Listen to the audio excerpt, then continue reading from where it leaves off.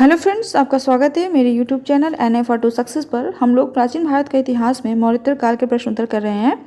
आज हम लोग प्रश्न संख्या 45 से 66 तक करेंगे व्याख्या के साथ, और इसी के साथ जो है मौर्योत्तर काल समाप्त हो जाएगा। और इसके बाद जो है अगले वीडियो से हम लोग गुप्त और गुप्तोत्तर काल करेंगे। तो चलिए शुरू करते हैं आज का वीडियो। प्रश्न 45, प्राचीन काल के भारत पर आक्रमणों के संबंध में निम्नलिखित में से कौन सा एक सही कालानुक्रम है? ऑप्शन नंबर ए यूनानी शक कुषाण, ऑप्शन नंबर बी यूनानी कुषाण शक, ऑप्शन नंबर सी शक यूनानी कुषाण, ऑप्शन नंबर डी शक कुषाण यूनानी। तो इसका सही उत्तर होगा ऑप्शन नंबर ए यूनानी शक कुषाण।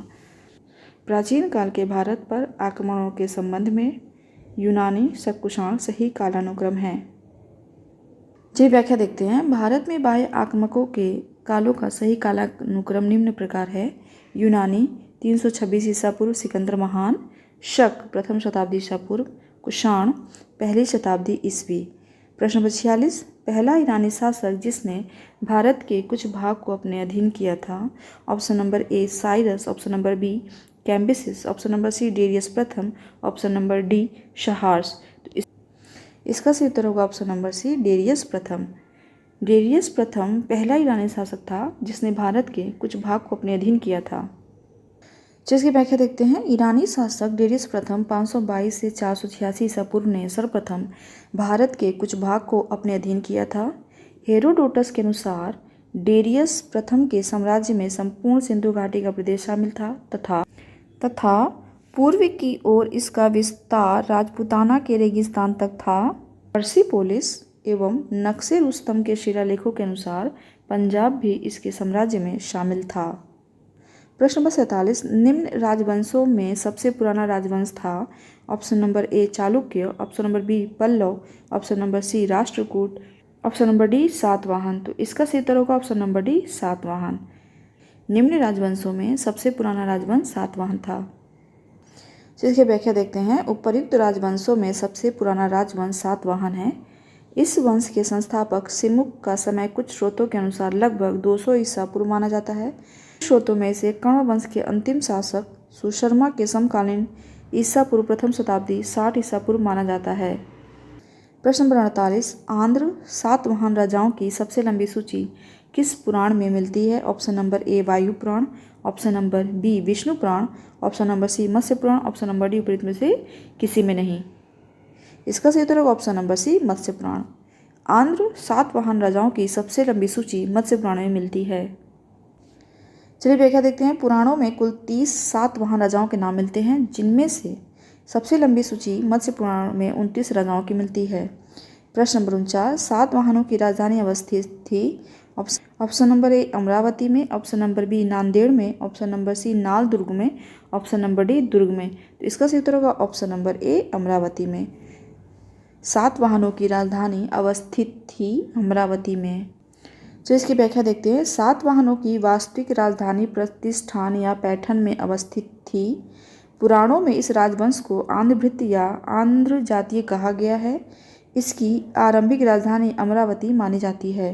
प्रश्न नंबर 50, निम्न में से कौन सा स्थान सातवाहनों की राजधानी था? Option number A Pratishthan, option number B Nagarjunakonda, option number C Sakar अथवा Sialkot, option number D Pataliputra. तो इसका सही तो होगा ऑप्शन नंबर ए प्रतिष्ठान। सातवाहनों की राजधानी था प्रतिष्ठान। प्रश्न नंबर 51, निम्नलिखित शासकों में से किसके लिए एका ब्राह्मण प्रयुक्त हुआ है? Option number A Pushyamitra Shunga, option number B Kharavela, option number C Gautamiputra Satakarni, option number D Susharman. इसका सही उत्तर होगा option number C Gautamiputra Satakarni. Nashik अभिलेख में गौतमीपुत्र सातकर्णी को एका ब्राह्मण कहा गया है। जिसकी व्याख्या देखते हैं। सातवाहन शासक गौतमीपुत्र सातकर्णी को नासिक अभिलेख में एका ब्राह्मण कहा गया है, जिसका तात्पर्य है अद्वितीय ब्राह्मण अथवा ब्राह्मणों का एकमात्र रक्षक। प्रश्न नंबर 52, निम्नलिखित को सुमेलित कीजिए। राजवंश राजधानी। ए शुंग, उसके सामने दिया है महोबा, बी सातवाहन, उसके सामने दिया है बनवासी, सी कदम, उसके सामने दिया है पैठन, डी चंदेल, उसके सामने दिया है पाटलिपुत्र। चलिए मैच करते हैं। शुंग को मिला देते हैं पाटलिपुत्र से, सातवाहन को पैठन से, कदम को बनवासी से और चंदेल को महोबा से। तो सही मैचिंग होगी। ए का 4, बी का 3, सी का 2, डी का 1, 4 3 2 1 जिस ऑप्शन में होगा यही सही उत्तर होगा। तो चलिए मैं ऑप्शन देख लेते हैं किस ऑप्शन में 4 3 2 1 है। देखिए ऑप्शन नंबर ए 4 3 2 1, तो सही उत्तर हो जाएगा ऑप्शन नंबर ए 4 3 2 1। चलिए इसकी व्याख्या देख लेते हैं। शुंग वंश, पाटलिपुत्र, सातवाहन, पैठन, कदम्ब, बनवासी, चंदेल, महोबा। प्रश्न नंबर 53, निम्नलिखित को कालक्रमानुसार व्यवस्थित कीजिए। 1 सातवाहन, 2 वाकाटक, 3 चालुक्य। निम्नलिखित में सही कूट का चयन कीजिए। Option number A 2 3 1, option number B 3 2 1, option number C 3 1 2, option number D 1 2 3। Satavahana वंश की स्थापना 60 ईसा पूर्व हुई थी, इसलिए 1 हो जाएगा। वाकाटक की स्थापना 3री शताब्दी में बिंद शक्ति ने की थी, ठीक है, तो 2 नंबर हो जाएगा। और चालुक्य वंश की स्थापना 10वीं शताब्दी में मूलराज ने की थी, तो ये 3रे नंबर पर हो जाएगा। तो इसका कालानुक्रम होगा 1 2 3, तो सही उत्तर हो जाएगा ऑप्शन नंबर डी 1 2 3। जिसकी व्याख्या देखते हैं। सातवाहन साम्राज्य की स्थापना सिमुक ने प्रथम शताब्दी ईसा पूर्व में की थी। वाकाटक साम्राज्य की स्थापना 3य शताब्दी में बिंद शक्ति ने की थी, जबकि गुजरात के चालुक्य वंश की स्थापना 10वीं शताब्दी में मूलराज प्रथम ने की थी। अतः इन राजवंशों का क्रम इस प्रकार है: सातवाहन, वाकाटक, चालुक्य। इस प्रकार विकल्प डी सत्य है।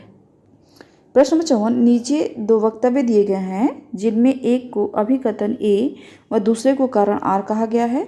अभिकथन ए, सातवाहन काल में संस्कृत के साथ प्राकृत व अन्य लोक भाषाओं का विकास हुआ। कारण दिया हुआ है, सातवाहन राजाओं ने साहित्य रचना के लिए संस्कृत तथा अन्य लोक भाषाओं को अपनाया। नीचे दिए गए कूट से सही उत्तर का चयन कीजिए। इसमें देखना है अभिकथन, सातवाहन काल में संस्कृत के साथ प्राकृत व अन्य लोक भाषाओं का विकास हुआ, ये सही है। कारण आर, सातवाहन राजाओं ने साहित्य रचना के लिए संस्कृत तथा अन्य लोक भाषाओं को अपनाया, ये भी सही है। सातवाहन काल में संस्कृत के साथ प्राकृत व अन्य लोक भाषाओं का विकास इसीलिए हुआ क्योंकि सातवाहन राजाओं ने साहित्य रचना के लिए संस्कृत तथा अन्य लोक भाषाओं को अपनाया था, ठीक है। तो कथन भी सही है और कारण भी सही है, और कारण जो है अभिकथन की सही व्याख्या भी कर रहा है। तो इसका सही उत्तर हो जाएगा ऑप्शन नंबर ए और आर दोनों सही है, और ए का सही स्पष्टीकरण है आर। ये व्याख्या देखते हैं। सातवाहन नरेश स्वयं विद्वान, विद्या प्रेमी तथा विद्वानों के आश्रयदाता थे। हाल नामक राजा ने गाथा सप्तशती नामक प्राकृत भाषा में श्रृंगार रस प्रधान गीति काव्य की रचना की थी। हाल के दरबार में गुणाढ़ तथा शव शर्मन जैसे उच्च कोटि के विद्वान निवास करते थे। गुणाढ़ ने बृहत कथा नामक ग्रंथ की रचना की। यह पैशाची प्राकृत में लिखा गया था। सर्ववर्मन ने कातंत्र नामक संस्कृत व्याकरण की रचना की। कन्हेरी के एक अभिलेख से ज्ञात होता है कि एक सातवाहन रानी संस्कृत का प्रयोग करती थी। इस प्रकार स्पष्ट है कि सातवाहन युग में प्राकृत एवं संस्कृत भाषाओं का विकास हुआ, अतः इसका अभिष्ट उत्तर विकल्प ए होगा। प्रश्न नंबर 55, सातवाहन शासकों के संदर्भ में निम्नलिखित कथनों में से कौन सा या से कथन सत्य हैं या हैं? 1, सातवाहन नरेश प्राकृत भाषा के पोषक थे। 2, सातवाहन काल में कला के लोक पक्ष को अधिक प्रोत्साहन मिला। नीचे दिए गए कूट से सही उत्तर को चुनिए। कूट है केवल ऑप्शन नंबर ए केवल 1, ऑप्शन नंबर बी 1 और 2 दोनों, ऑप्शन नंबर सी केवल 2, ऑप्शन नंबर डी ना तो 1 ना ही 2। देखिए सातवाहन शासकों के संदर्भ में जो है दोनों कथन सत्य है। सातवाहन नरेश प्राकृत भाषा के पोषक थे, ये सही है। सातवाहन काल में कला के लोक पक्ष को अधिक प्रोत्साहन मिला, ये भी सही। तो दोनों कथन जो है सही है, तो इसका सही हो जाएगा ऑप्शन नंबर बी 1 और 2 दोनों। जिसकी व्याख्या देखते हैं। सातवाहन शासकों के शासनकाल में प्राकृत एवं संस्कृत भाषाओं का विकास हुआ। सातवाहन शासक हाल ने गाथा सप्तशती नामक प्राकृत भाषा में श्रृंगार रस प्रधान गीति काव्य की रचना की थी। सातवाहन काल में स्थापत्य तथा मूर्ति कला के उदाहरण प्राप्त हुए हैं जो बौद्ध धर्म से संबंधित हैं। प्रश्न नंबर 56, निम्नलिखित में से कौन सा युग्म सही सुमेलित नहीं है? अभिलेख, शासक। ए नासिक, उसके सामने दिया गौतमीपुत्र। बी हाथी गुम्फा, उसके सामने दिया खारवेल। सी भीतरी, उसके सामने दिया पुलकेशिन द्वितीय। डी गिरनार, उसके सामने दिया रुद्रदामन प्रथम। तो इसका सही उत्तर होगा ऑप्शन नंबर सी भीतरी पुलकेशिन द्वितीय, ये गलत है।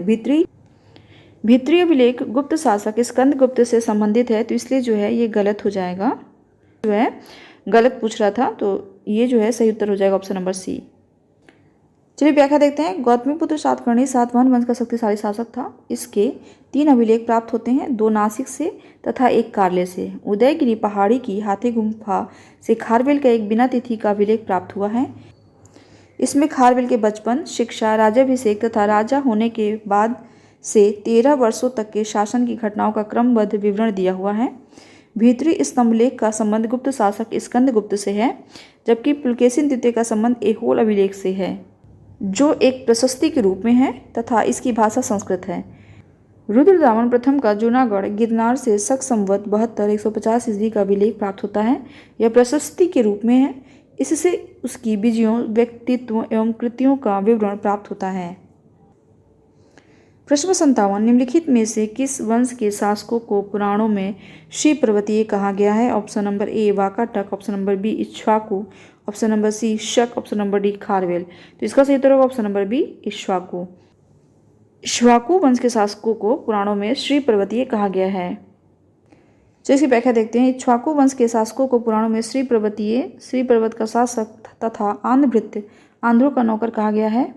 पहले वे सातवाहनों के सामंत थे, किंतु उनके पतन के बाद उन्होंने अपनी स्वतंत्रता घोषित कर दी। इस वंश का संस्थापक श्री शांतमूल था। प्रश्न नंबर 58, निम्न कथनों पर विचार कीजिए।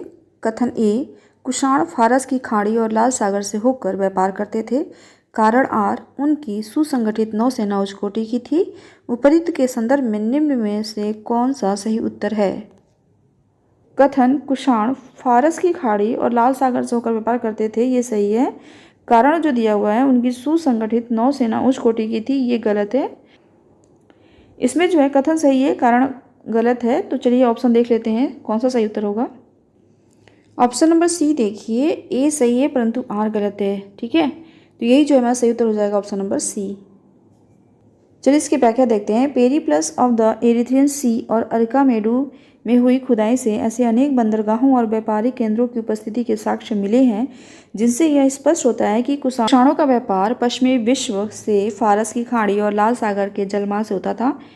इन सभी साक्ष्यों में से किसी में भी कुषाणों की सशक्त नौसेना की उपस्थिति का उल्लेख नहीं मिलता है। प्रश्न नंबर 59, राजा खारवेल का नाम जुड़ा है। ऑप्शन नंबर ए गिरनार के स्तंभ लेख के साथ, ऑप्शन नंबर बी जूनागढ़ स्तंभ लेख के साथ, ऑप्शन नंबर सी हाथी गुम्फा लेख के साथ, ऑप्शन नंबर डी सारनाथ लेख के साथ। इसका सही उत्तर होगा ऑप्शन नंबर सी हाथी गुम्फा लेख के साथ। राजा खारवेल का नाम हाथी गुम्फा लेख के साथ जुड़ा हुआ है।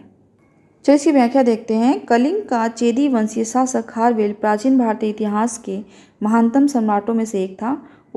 उड़ीसा प्रांत के भुवनेश्वर से 3 मील की दूरी पर स्थित उदयगिरी पहाड़ी की हाथी गुम्फा से उसका एक बिना तिथि का अभिलेख प्राप्त हुआ है। यह अभिलेख खारवेल का इतिहास जानने का एकमात्र स्रोत है। इसका जैन धर्म के प्रति भारी झुकाव था। प्रश्न नंबर 60, निम्नलिखित राजाओं में से कौन जैन धर्म का संरक्षक था? Option number A Ashoka, option number B Harsha, option number C Pulakeshin द्वितीय, ऑप्शन नंबर डी खारवेल। इसका सही उत्तर होगा ऑप्शन नंबर डी खारवेल। राजा खारवेल जैन धर्म का संरक्षक था। प्रश्न नंबर 61, कलिंग नरेश खारवेल निम्न में से किस वंश से संबंधित थे? Option number A Chedi, option number B Kadamba, option number C Kalinga, option number D Haryanka. तो इसका सही उत्तर होगा option number A Chedi. Kalinga नरेश खारवेल चेदी वंश से संबंधित थे। प्रश्न नंबर 62, निम्नलिखित राजाओं में से किसका जैन धर्म के प्रति भारी झुकाव था? Option number A Dasharatha, option number B Brihadratha, option number C Kharavela, option number D Huvishka. तो इसका सही उत्तर होगा option number C Kharavela. Kharavela राजा का जो है जैन धर्म के प्रति भारी झुकाव था। प्रश्न नंबर 63, कलिंग नरेश खारवेल का संबंध था। ऑप्शन नंबर ए महामेघवाहन वंश से, ऑप्शन नंबर बी चेदी वंश से, ऑप्शन नंबर सी सातवाहन वंश से, ऑप्शन नंबर डी रठ भोजक वंश से, ऑप्शन नंबर ई उपरित में से कोई नहीं या उपरित में से एक से अधिक। तो उत्तर होगा ऑप्शन नंबर ई उपरित में से कोई नहीं या उपरित में से एक से अधिक। जिसकी व्याख्या देखते हैं। कलिंग के चेदी राजवंश का संस्थापक महामेघवाहन नामक व्यक्ति था, अतः इस वंश का नाम महामेघवाहन वंश भी पड़ गया। इस वंश का सर्वाधिक शक्तिशाली शासक खारवेल हुआ। प्रश्न नंबर 64, हाथी गुम्फा का अभिलेख किस शासक के विषय में जानकारी का स्रोत है? Option number A Kharavela, option number B Ashoka, option number C Harshavardhana, option number D Kanishka. तो इसका सही उत्तर होगा ऑप्शन नंबर ए खारवेल। हाथी गुम्फा का अभिलेख खारवेल के विषय में जानकारी का स्रोत है। जिसकी व्याख्या देखते हैं। उदयगिरी पहाड़ी के हाथी गुम्फा से शासक खारवेल का एक बिना तिथि का अभिलेख प्राप्त हुआ है। इसमें खारवेल के बचपन, शिक्षा, राज्याभिषेक तथा राजा होने के बाद से 13 वर्षों के शासनकाल की घटनाओं का क्रमबद्ध विवरण दिया हुआ है। यह अभिलेख खारवेल का इतिहास जानने का एकमात्र स्रोत है। प्रश्न नंबर 65। पूर्वी रोमन शासक जस्टिनियन का सर्वाधिक महत्वपूर्ण योगदान किस क्षेत्र में था? ऑप्शन नंबर ए विधि, ऑप्शन नंबर बी स्थापत्य कला, ऑप्शन नंबर सी विज्ञान, ऑप्शन नंबर डी साहित्य। इसका सही उत्तर होगा ऑप्शन नंबर ए विधि। पूर्वी रोमन शासक जस्टिनियन का सर्वाधिक महत्वपूर्ण योगदान विधि क्षेत्र में था। चलिए व्याख्या देखते हैं। पूर्वी रोमन शासक जस्टिनियन को सर्वाधिक प्रसिद्धि उसके न्याय संबंधी सुधारों से मिली। जस्टिनियन रोमन कानून के संपूर्ण संशोधन के लिए उत्तरदायी था। प्रश्न number 66। Periplus of the Erythraean Sea किसने लिखी? Option number A Ctesias, option number B Pliny, option number C Ptolemy, option number D Strabo, option number E उपरीत में से कोई नहीं या उपरीत में से एक से अधिक। तो इसका सही उत्तर होगा ऑप्शन नंबर ई उपरीत में से कोई नहीं या उपरीत में से एक से अधिक। इसमें से जो है किसी ने भी पेरिप्लस ऑफ द इरिथियन सी नहीं लिखा है। ये तो पेरिप्लस ऑफ द इरिथियन सी जो है अज्ञात व्यक्ति द्वारा लिखा गया है। जिसकी व्याख्या देखते हैं। पेरिप्लस ऑफ द इरिथियन सी या एरिथ्रियन सी एक ग्रंथ या पुस्तक है। यह रोमन मिस्र बंदरगाहों से नेविगेशन और व्यापार के अवसरों का वर्णन करता है। इसे लगभग 60 ईस्वी में अलेक्जेंड्रिया के एक अनाम नाविक ने लिखा। इसने भारत से आयात तथा निर्यात की जाने वाली वस्तुओं का भी उल्लेख किया है। मौर्योत्तर काल के प्रश्नोत्तर समाप्त हो गए। अब जो है अगले वीडियो में हम लोग गुप्त एवं गुप्तोत्तर युग के प्रश्नोत्तर को करेंगे और उसकी व्याख्या को भी समझने का प्रयास करेंगे। तो चलिए आज के लिए इतना ही। अगर आपको मेरा वीडियो पसंद आया तो मेरे वीडियो को लाइक ज़रूर कर दीजिए। अगर नहीं पसंद आया तो डिसलाइक भी आप कर सकते हैं, ठीक है। अगर आप पसंद आया हो तो आप अपने दोस्तों के साथ ज़्यादा से ज़्यादा शेयर कीजिए। अगर आप मेरे चैनल पर पहली बार आए तो मेरे चैनल को सब्सक्राइब करिए। Thanks for watching. Good bye.